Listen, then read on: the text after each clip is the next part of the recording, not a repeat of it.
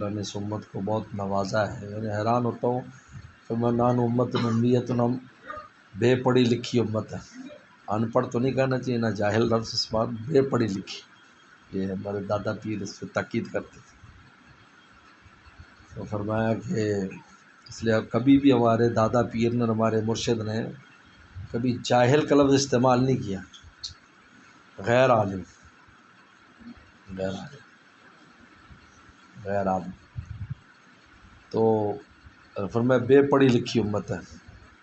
لا نکتب ولا نحسب، نہ حساب کر سکتی ہے نہ لکھ سکتی، لیکن علوم کے دریا بہا دیے اس امت نے. اور اس امت نے آگے اتنی زیادہ علمی خدمات اتنی اس امت نے کی، کوئی بھی نہیں کر سکا. حالانکہ ہماری تو عمر ہی سمجھو ابھی 1400 سال ہی ہے اس امت کی عمر.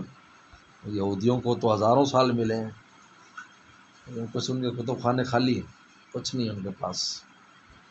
اور یہاں دیکھو ماشاء اللہ 1400 سال میں، چلو قرآن مجید ہی کو دیکھ لو تو اس کی 7 قراتوں اور 10 قراتوں جو پڑھنے کے انداز ہیں، پھر اس کی تفاسیر دیکھ لے تو 3.5 لاکھ یا اس سے بھی زیادہ ہیں. اور احادیث دیکھ لو تو شمار بھی نہیں، اور فقہ دیکھ لو تو اس کی کتابوں کا شمار نہیں ہے. اور دیکھو 20 تقریباً علوم ہیں، ان کے دریاب آئے ہوئے ہیں. ایسا حضور صلی اللہ علیہ وسلم، کیونکہ ہماری وحی اقرا سے شروع ہوئی. وحی ہے ہی پڑھنے سے، اقرا پڑھی بس پڑھنے